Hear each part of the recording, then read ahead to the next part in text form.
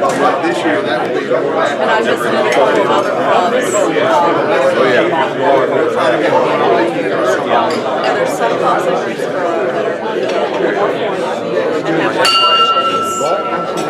Morning. Smaller. It's been a long time. A A whole 2 weeks since we were here. And a lot's happened in 2 weeks. I hope everybody had a good Thanksgiving. Anybody want a turkey sandwich for breakfast? But there's a lot going on. It's a busy month. Coming off our fundraiser, and then all of a sudden it's Christmas. We got the bell ringing, and we got a Christmas party next week, and we've got trash pickup, and golly, we got a million things going on like always with Gate City Rotary. It's a great day to be a Rotarian. Blake Hunt, I believe, has our invitation. Blake, are you Well, go ahead and stand up. You got to stand up anyway. Heavenly Father, as we gather today, Lord, we're thankful for the things we have and the things that we don't have to deal with. Let us be thankful that we have warm homes, vehicles at work, places to go, friends. Bless this food and the nourishment of our bodies in your name. Amen. I pledge allegiance to the flag of the United States of America and to the republic for which it stands, one nation, under God, indivisible, with liberty and justice for all. of the faith and the same too. Is it truth? Is it fair to all concerned? Will it build goodwill and better friendships? Will it be beneficial to all concerned? What else I gotta do? Now let's tell his favorite Make something up. One of my, most of you still know Lawrence Mann. Lawrence is here right now. Doc will attest to this because I think he was standing here.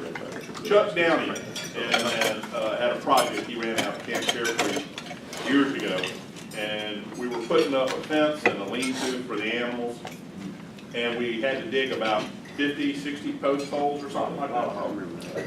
So I had a friend that had some heavy equipment, so I went and rented it and took Friday off and went out, and Chuck and I dug all the post holes. So the next time I saw Lawrence, he came in, he said, you know, I really appreciate you digging all those post holes. He said, but we had to go back and clean them out. I said, what do you mean clean them out? He said, well, there's some dirt in the bottom. I said, well, yeah.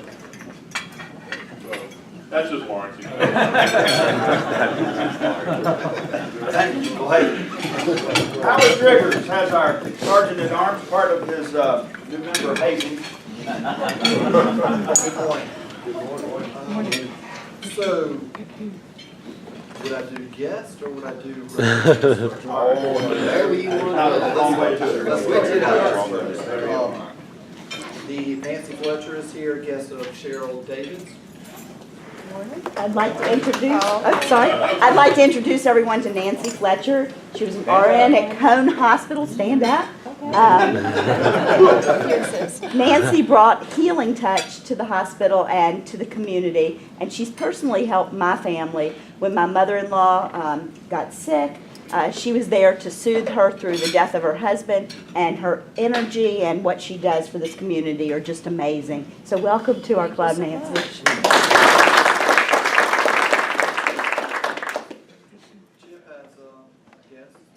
Sean Roberts, who had been our speaker a few weeks ago.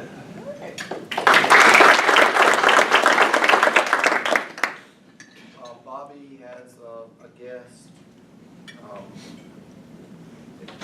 Bennett. Perpetual guest, Ben Wright. Perpetual. Yes.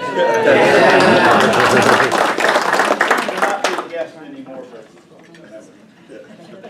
And Eric White has a guest as well.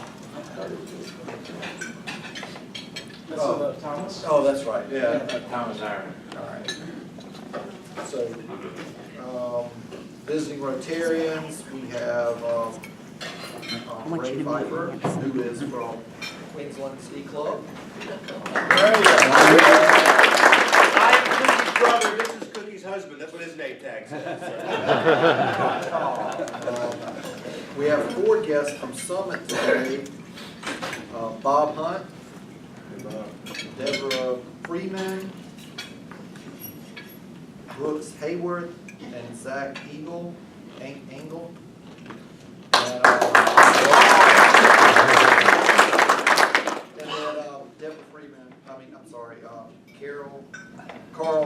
Ashby.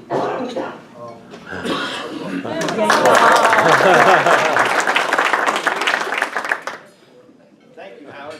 Good job. As you all know, Nisi made an announcement. She's out, like, with the, I guess, had a medical procedure done. I understand she's doing well. Beth Sheffield was nice enough to get a card. And we'll start it here, and if we would, just everyone sign it, we'll pass it around, and we'll get it to Nisi. I think we'll, remember her in our thoughts and prayers, and I think she's planning to be here for the Santa breakfast here in a couple of weeks. Also, from Ben Wilson, speaker, Children of Vietnam, a cause near and dear to Dan's heart, sent a wonderful write-up and a thank you letter with what's the wonderful work they're doing. I'm going to pass this around. There's pictures, plans. It's an unbelievable report to give you an idea of what's going on there. Our money at work, fundraiser at work. Dr. Wallach, football pool. Are you in the room? Oh boy. You definitely have to be present to win. Danny, you want to talk about bell ringing? Thank you, Steve. You set it up on Sign Up Genius beautifully. Please sign up through Sign Up Genius for the bell ringing, and life will be so much simpler. It's the most easy site to put your name in. They don't ask for a whole bunch. I did it this morning, and I'll probably have 2 or 3 more when the gaps are filled. And it is fun doing it with other people. I noticed a lot of people were doubled up. So just all enjoy the bell ringing, and it's a 2-week bell ring. It's not. It goes through the 19th. 21st, I think. 21st. You want to send out the link again? Yeah, Sure. send it out. Yeah, send that again. Hey, can you put it up again? I couldn't get it done. I couldn't get it done. Well, I just picked up Steve Brandon's this morning and linked it off of that one. If you're, I'll send out. I'll send out the link again. I'll send out the link again. Ralph, talk about the Christmas party. Christmas party next week, guys. I've got to give the final head count today, so please sign. Where's Jonathan? Jonathan. I apologize for not getting it on the Genie sign up, all that. I'm old school. It's on the table. So I'll call you when it's invocation time. I do everything old school. So, but please try to attend. It's going to be at Mike's house next Thursday from 7 until. We plan on going late. And also the Christmas breakfast is on the 19th. And that's been great participation too as far as sign up, but the Christmas party is next week, so please plan on being there if you can. Thanks. Mike goes to bed at 9 though.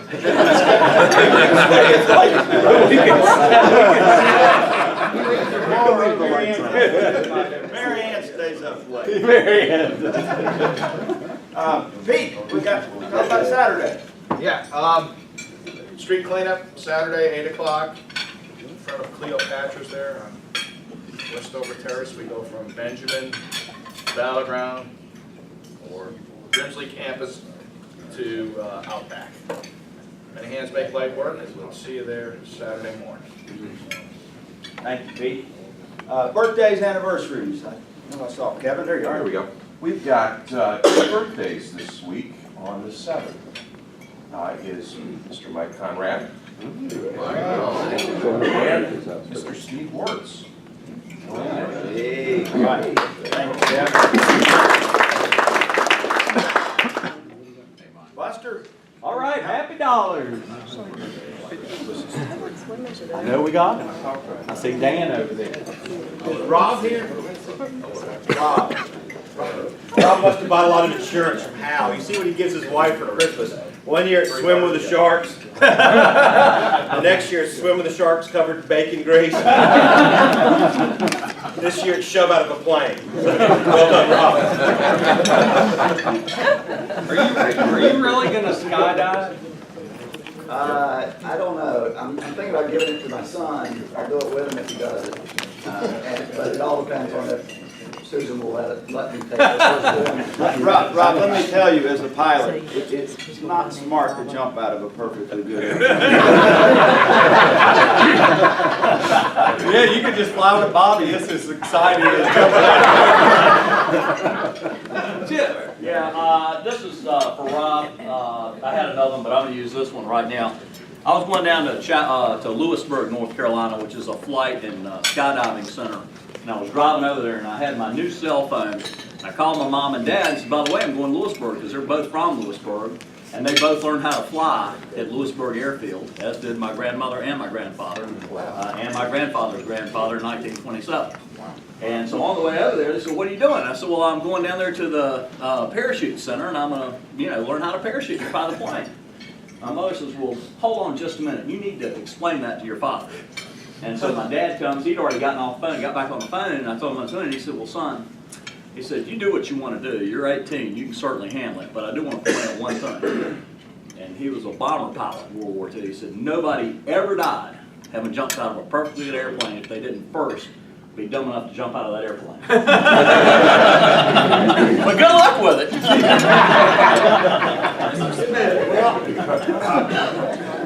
Just thinking about Rob Midget jumping out of that plane, I have this kind of vision. I was dreaming last night about Rob Midget and cats. And I thought that maybe if he jumped out of that plane with the cat, the club ought to give $1,000 to the Outpost for Hope. That's what. But I'd pay personally to see that myself. Cats can really Fundraiser next year. Well, since we've had turkey, I've been down to the TV station and talked about the lighted Christmas balls and made one with my daughter. It was in the paper last Saturday. I wasn't, my wife was actually, and happened to look at this gorgeous cover of what Henry magazine.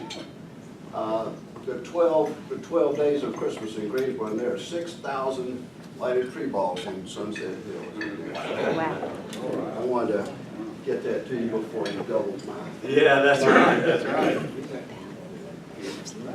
Look at this. How about a standing ovation for Emily and our fundraiser?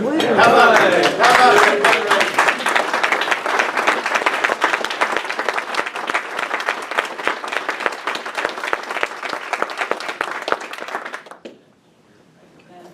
Yeah, hey, she will get one now that it's, because it's over. I won't even ask for change. Just a huge thank you to everyone for coming out, being a sponsor. It was great to see the new members out there working and everyone being a part of it. Yeah, the event itself went off without a hitch. Well, really because Ralph did go out and get us the armbands. We did discover like an hour before the session that the armbands we had, I guess, were still, I should have tested them ahead of time, but they weren't sticky anymore. So we're like, oh my God. So, did a quick look around and you fixed that, so everything went off without a hitch. So it was a great time and a great party. I'm still working with Ross on figuring out how much we raised. There's still probably about $4,000 or $5,000 still out there, so we're out there still collecting the money. So hopefully next week I'll be able to give you, a number on what we did. But it was certainly a great time, and I appreciate everyone's help. So, as all of you have been seeing on my posts, even over Thanksgiving, I'm proud to say that I was down a couple more pounds, and I'm just 2 pounds shy of 30, and so I'm getting there. So it's really cool. Sorry, I was there. We go. There we go. Nice eyeball shot. You don't want to see the rest yet. But no, seriously, the one last thing I really would like to say is, again, I'm still, as part of my challenge to myself, using it as a fundraiser for JDRF, and a few have already sponsored on there. I'd like to raise 100 pounds per pound, or $100 per pound that I'm raising. So whether it's $1 or $5 or 10 or 100, like some have given. Really would appreciate that. So it's on my Facebook page. I can send that out again as well, but would just really love everyone to support me on that as well, and JDRF.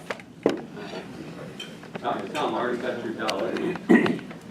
We were having some conversation with Bobby and Mike about Paul Harris fellowships and mine. Anyhow, I found this week a picture that shows Bobby Dunn, Tim Albertson, the guy that we can't remember his name, and myself at the district Rotary meeting in Myrtle Beach in 1992, I think, when we got our Paul Harris fellows. But also, I found a picture that with Jerry Boland and Sam Hummel, and they took a picture of each one of us as a couple, Sarah and I, when we were in black tie, when we had our opening banquet in June of 1991. Also, picture my daddy, who the night I got my Paul Harris Fellowship in Myrtle Beach, he gave me his 1943 Rotary pin that night and told me I was real proud of him.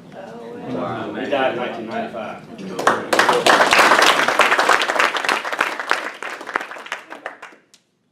know, the planets must be lined up perfectly today. You should have bought a lottery ticket, because actually in the mail that just came, and I had no idea you were going to bring those pictures, is your second Paul Harris Fellow. Last month was Foundation Month. We presented numerous ones, but when you're in the club in a certain period of time, and certainly a charter member like Dr. Sears, so congratulations, Eddie, your second Paul Harris Fellow.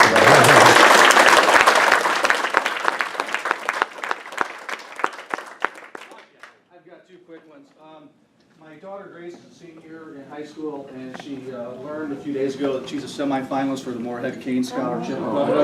Make the announcement now because the competition gets much stiffer and the odds are slim. And then my son Dan, not taking away from her, but my son Danny is a senior at Carolina, and he received a fellowship a few weeks ago for something called Venture for America, which is kind of like Teach for America for startup entities. It's kind of a neat program.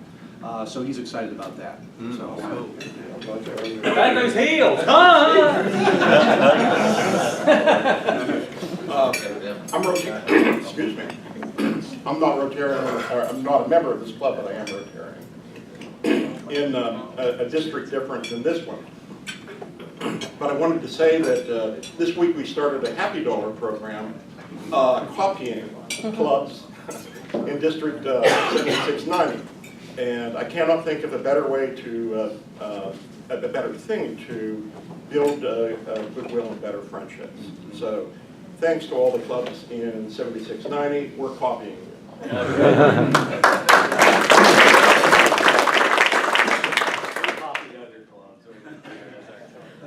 Yeah, back here, Steve. Happy birthday. Thank you. Just a brief update. It's been a while since Teddy went with Max down to Guatemala for his mission trip to a village. He's been so busy trying to catch up that we haven't had a whole lot of time to spend with him about it. He took 60, he's in film as a sophomore in School of the Arts, and that's why Max wanted to help go along with it. Took 65 hours of film while he was there over the week, so he's got about 120 hours worth of editing to do during the holidays. The key thing for me, though, when I got home, I asked him, well, Teddy, how was the trip? Well, obviously, if it's a school function, a trip in the bus to Washington, D.C. or something, it's always been a real negative. And he said, Dad, I experienced something that I will carry with me for the rest of my life. And he went down, and for that week, he said, you know, I got back, I was in my apartment in Winston, and I needed a battery for my phone.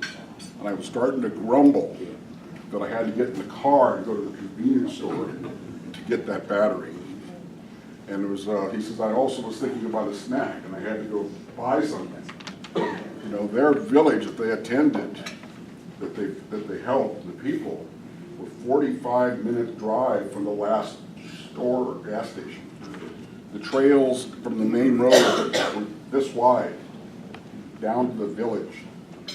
And while these folks were there for eight nights, 9 parts of 9 days and 8 nights, they took homes there were about anywhere from 10 feet square to 13 feet square, dirt floors, corners have the dirt holes dug in them, and that's where the women would go to open fire to cook their meals.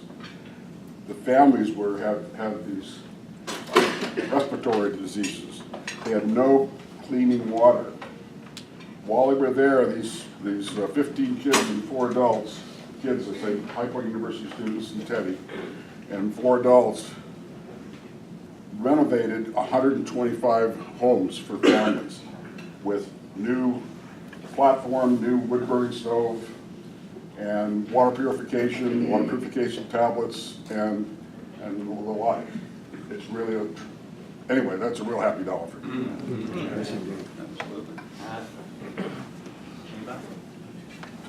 Well, you know, Thanksgiving Day, when our family tradition is, you sort of get up and turn the TV on and watch the Macy's Day Parade. And then, of course, after the Macy's Day Parade, the dog show comes on. And, of course, always makes me think of Bobby. But it reminded me of something Grandpa told me one time, that he and his buddy Earl were sitting around. And they were talking about their hunting dogs. And Earl said, Grandpa, what do you feed your hunting dog? And Grandpa said, I don't know, just regular dog food. He said, why? What do you feed your dog? He said, collards. And Grandpa said, man, my dog would never eat collards. Grandpa said, Earl said, mine wouldn't either, for about a month.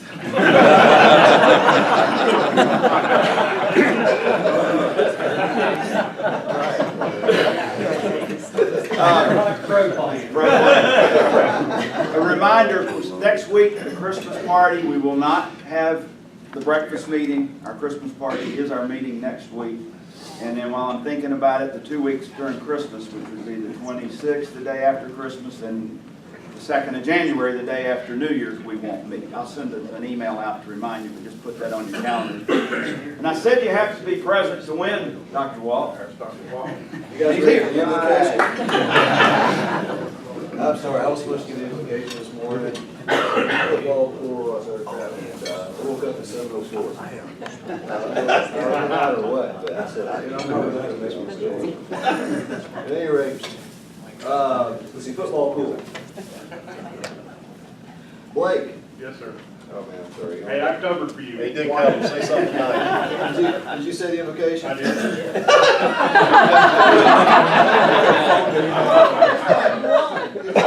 Rotary moment? Yep. Yeah. You really feel free to share. No, that's all right. I bet yours was better. Probably not. Walt, yours is right now. It's on video.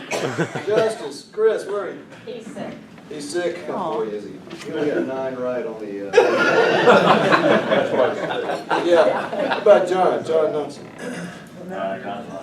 John's not here either? You know, that guy was in school for, let's see, high school, college, medical school, residency, fellowship. Has to be 24, 26 years, something like that. And I know we took a lot of standardized tests, and some of those must have been true false. But I swear, out of the 23, he only answered 15 of them.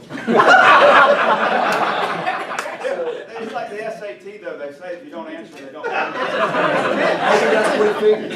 But he must be a hell of a clinician. He must have done lousy didactic. So, I would go see him. Anyway, John forgot to put the point total in, so he wins a 0. Blake, but since he's not here and you gave the invocation, the 10. There you go. Good snag. We had honorable mention, Howard, 14. Way to go, buddy. Good job. Getting much better. 15 correct. Mike Conrad, Dennis Newman, Mike Allen, and James Edwards. Some of the unusual guys. Mike Allen and Mike Conrad both nipped it on the tiebreaker because they picked the Pats over the Broncos. Broncos only played the first half of the game, if y'all remember. Conrad was closer on points. He had 59 versus 48. National total was 65. So Conrad, congratulations, you win second place. Oh!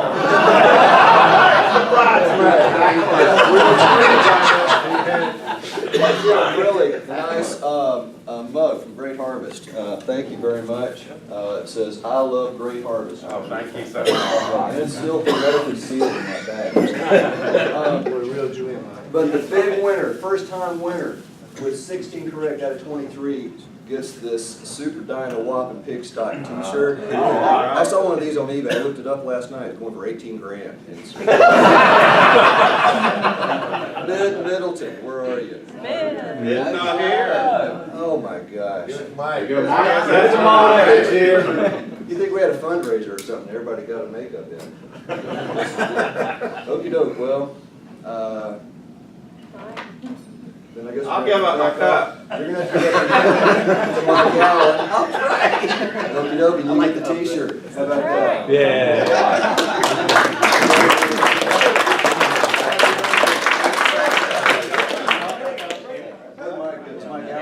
Mike, hey, where's that coffee cup? And I'll pass out the pools. This might, I don't know, maybe we'll have one. But, I don't know. Here's the deal. Go ahead and carry on. Thank you, Dr. Walt. Okay. All right. Turn it over to Emily. All right, so yeah, introduction of our speaker this morning. And Eric has been with us a number of times, so many of you might recognize him, but he's here to speak about the nonprofit that he's creating. So after performing an internship in Tanzania, Eric realized the many problems associated with governmental organizations. For example, approximately 10% of the money funded to a governmental organization ends up at the local level with the people in need. So after the first week with this governmental organization and witnessing the various problems associated with these organizations, Eric decided he could operate his own non-governmental organization, performing the same work where approximately 90% of the funding reaches the people. So during his time in this internship, it was with a 5-year comprehensive project including water resources, engineering, agriculture and animal husbandry practices, and education. The village priorities and the location where he did his internship will be the same priorities for the nonprofit Eric is in the process of creating to improve the social conditions of 4 nearby villages where his internship was performed. For most villages in this remote region, their first priority is water, which is a major initiative of Rotary as well. The village inhabitants make daily trips to the local mountain streams for bathing, washing clothes, and dishes, carrying water to their homes for household use, including drinking unfiltered, unboiled, and untreated surface water polluted by agriculture and animal husbandry practices. So during his 3 months in Tanzania, along with his associations with Catholic organizations, Eric was responsible for collecting short video clips and photographs of the people, culture, and poverty of the area where he lived in the remote Tanzanian interior. These videos and photographs will be assembled into various documentaries, but he will share with us today his experience and the work he's trying to accomplish there. So help me in welcoming Eric White.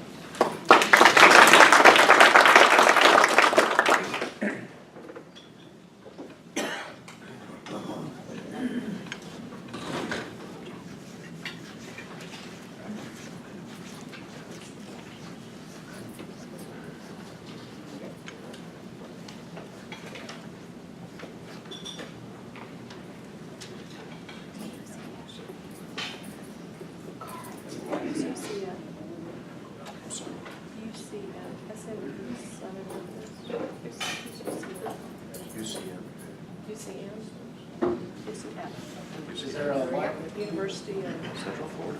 Yeah. Who's going to win that? Good morning, everybody. I'm the president and founder of Taisolo, a humanitarian nonprofit organization that will be working in rural villages of Tanzania. My name is Eric White. In 1992, I graduated with a culinary arts degree in Asheville. I used these culinary skills for the next 5 years throughout the Rocky Mountain states, managing restaurants at ski resorts in the wintertime. This photo on the left shows the town of Sun Valley, Idaho, where directly behind me in the photo is a restaurant I managed for 2 years. In 1997, I moved back to North Carolina to obtain a CDL to drive a tractor trailer, which began a 10-year career of transporting brand new automobiles throughout the U.S. and Canada. My driving career ended abruptly in 2007 when I was in a very serious accident where another driver of an 18-wheeler fell asleep at the wheel going in the opposite direction on the interstate. I quit shortly thereafter and went back to school for a civil engineering degree. The area I've chosen to live in rural Tanzania is a place called Ruaha. The village is so remote, you won't find it on any Google map. The closest notated location using Google Maps is an hour's drive distant. Often, I feel I was born in the wrong century as I was very comfortable living and working without all the technological advancements and modern conveniences we have here in the U.S.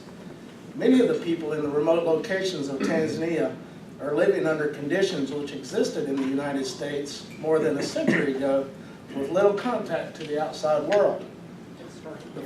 The photo on the left represents a typical house made of bamboo, mud, and thatch roof. Sorry. Messed up on mine. I graduate next week from North Carolina A&T State University. I have had interest in performing humanitarian aid in developing nations since entering college 6.5 years ago. At the age of 38, and have designed my educational pursuits to assist me in reaching these goals. While in school, I have studied and lived in Brazil, South Korea, and Tanzania while looking for a place I would like to have a career upon graduation. I chose my career path after spending the summer of 2013 in Tanzania. While performing an internship in rural Tanzania, I was saddened by the vast amounts of children I would see carrying water, firewood, rice, or farming tools during these times when they should have been in school. During meetings with the village chairperson and their council, where we will be working, I was informed there are 1,900 school-aged children, of whom only 341 attend school. Even those who do not attend school, their school abruptly ends at 14 because there is no secondary school in the area. Those not in school are burdened by a childhood of performing domestic chores related to food, water, and shelter in support of family life. My main interest with the civil engineering degree is a focus in water resources, which include gravity water supply systems, rainwater harvesting, water purification systems, and hydroelectricity. These systems surpassed feasibility in locations of interest where the villages will not have governmental grid electricity. This focus is intricately tied together with other village priorities, including children's education and sustainable agricultural systems. My desire is to assist children in having better lives through a sustainable access to water, improved agricultural designs, and educational systems for everyone. The distance between the capital, Dar es Salaam, and Ruaha is about 300 miles. At this scale on the map, does not show any roads for the last 4 hours of driving where the pavement ends. The requirement of high clearance vehicles for the last couple of hours of driving is a necessity to have the capabilities of getting around commercial truck traffic, which are oftentimes stuck in a mud pit during the rainy season. The majority of the map is represented in green by the Selous Game Reserve, the largest of all reserves or national parks in Tanzania.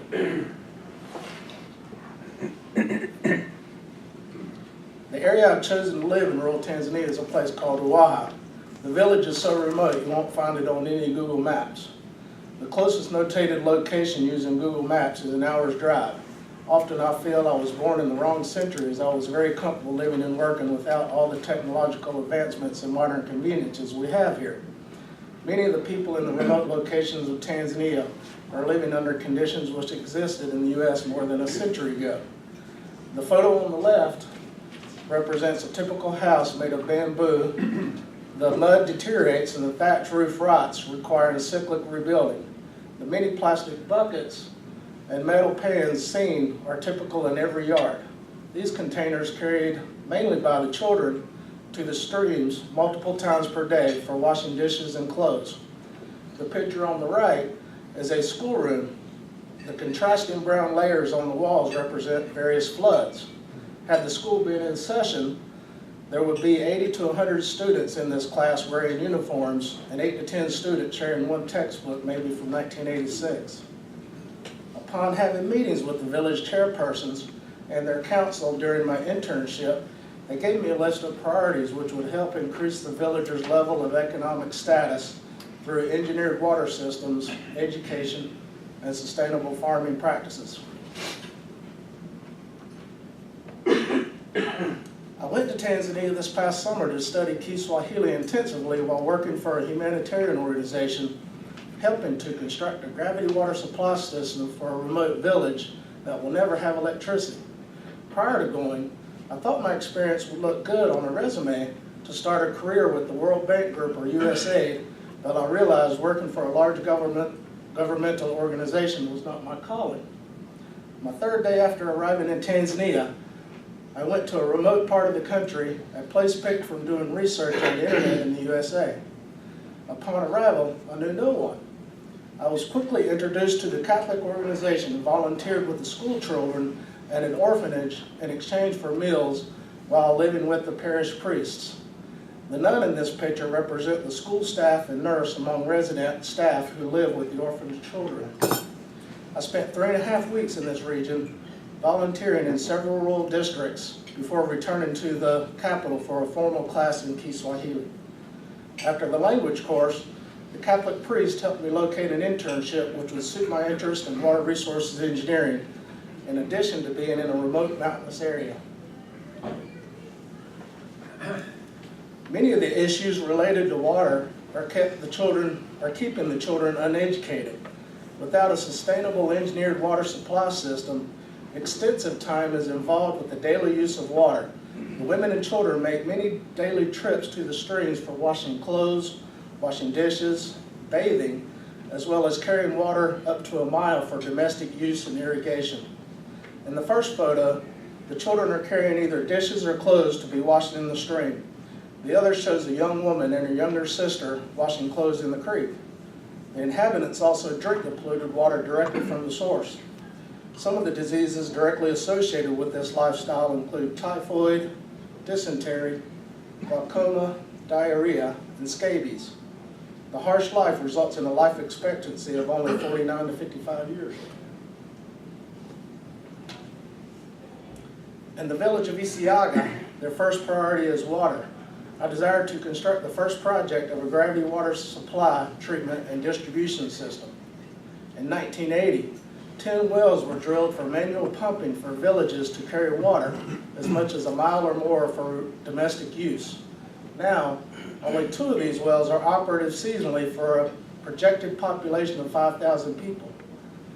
The wells were not drilled deep enough to reach a sustainable aquifer. The dry season results in wells which dry up toward the end of 9 months without rain. When the water is available, the supply contains pollutants due to the proximity of agriculture and human activity. Therefore, the vast majority have been forced to the local streams for their water use.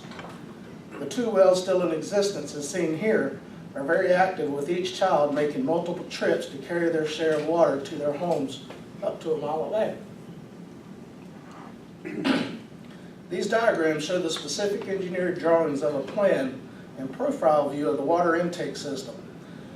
The water flows over a weir and is initially filtered through coarse sand to remove larger sediments before entering the intake pipe. The water then flows downhill to 2 parallel sedimentation basins where the flow of water is divided and the velocity is drastically reduced for sedimentation to occur.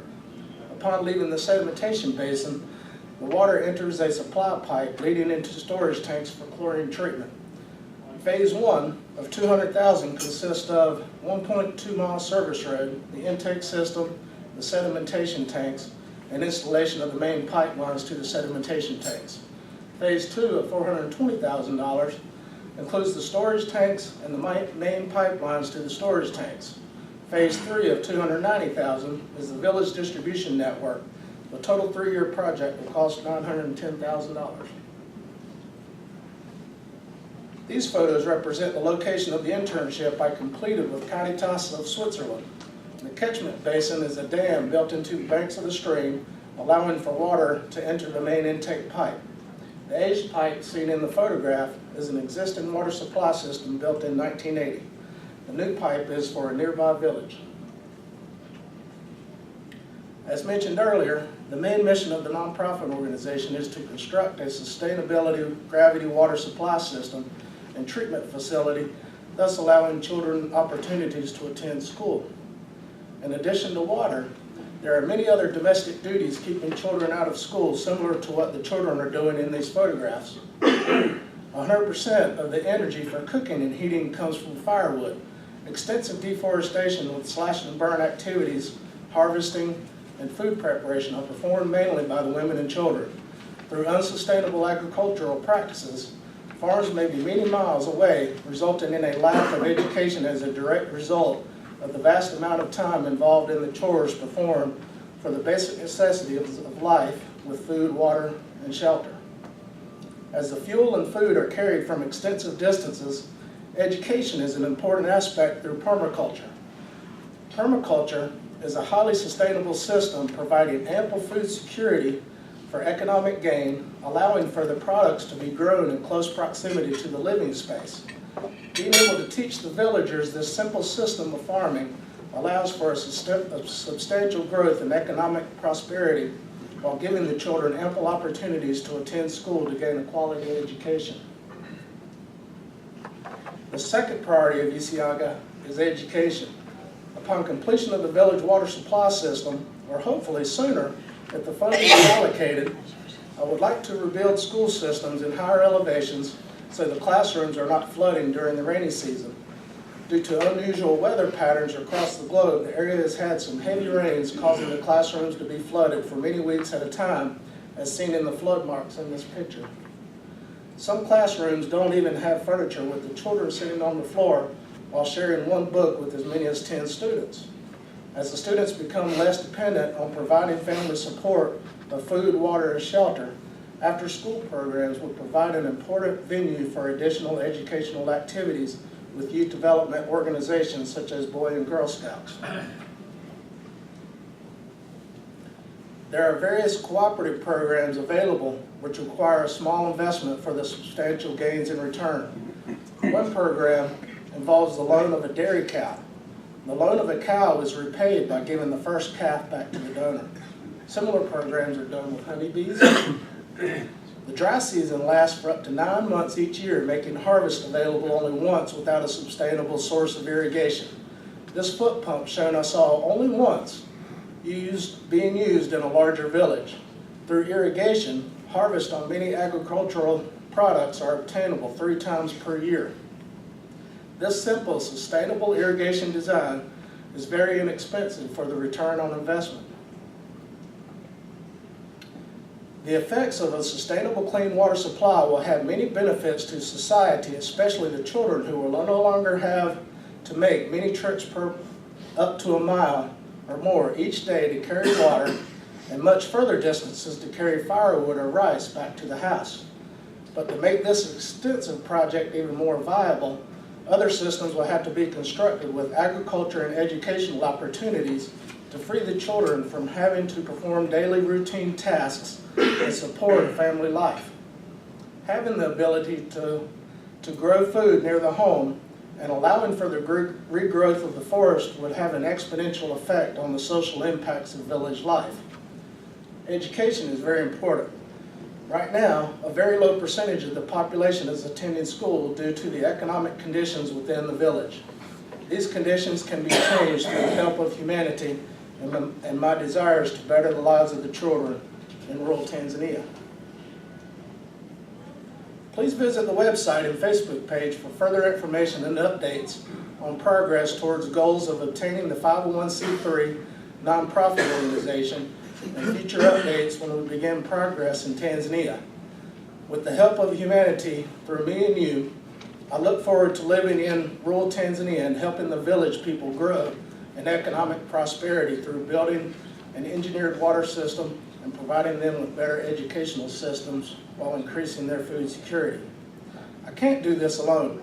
Not only am I seeking financial contributions, I am also looking for other organizations or individuals to come with me who have the passion in helping children live better lives. If you would like to join me in Tanzania, please contact me through information provided, or please consider donating generously through the website at www.icedo.org. Thank you, Rotary, for allowing me to provide you with the excitement of a career. I've wanted to do for many years.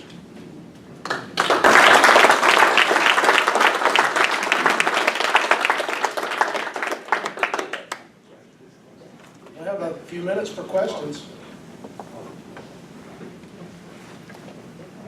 How did you come up with the name for the organization? I did a lottery through my friends that I had met in Tanzania, looking for an acronym that could be pronounced. And through many responses, this was the one that I chose. And TISETO stands for Tanzania, is the TA, International Socio-Economic Development Organization. So how many total people will the water system, when it's completed, be service or help? It will provide water for 2 different villages. One village is lower in elevation than the higher village, and the water source comes from high up here in the mountains. And each village has a population of approximately 5,000 people, so a total of 10,000 people. One village already has a water source, but it dries up, like I said, in the long dry season. And then the other village has the 2 pumps that were built in 1980, where the 10 pumps, where only 2 of those pumps are in operation now. What's the potential cost to that? How much is that going to cost to do? It's $910,000 for the whole 3-phase project, and I'm setting that project up. If I have the proper funding to do that within a 3-year period of time. The first phase is $200,000, which is the 1.2 mile road to the intake system and build the construction of the weir and some of the pipe networking to go to the sedimentation basins. Because this really fits. In Rotary now, this fits what is called a global grant, which is, it has to be over $30,000, which certainly this is. And it has to be sustainable, it has to be measurable, and obviously, it is. So it's a great candidate for a global grant with Rotary. Eric, how are you raising your support? Is your support part of the money that the $910,000? Currently, I have not started fundraising yet, but yes, my support will come. My salary will come from that. The cost of living in Tanzania is very low, so my salary is going to be pretty low. But right now, I will be posting a internet fundraising video on Indiegogo in a couple of weeks to come up with my initial budget between now and the time that I leave for Tanzania, which is $7,000, the cost of creating the 501c3 through consulting fees and the governmental fees associated with that. What's your long-term plans after this? Would you just stay in Tanzania? This is a lifelong endeavor for me. My goals are to spend 3 to 4 years in Tanzania to let the NGO get well established there.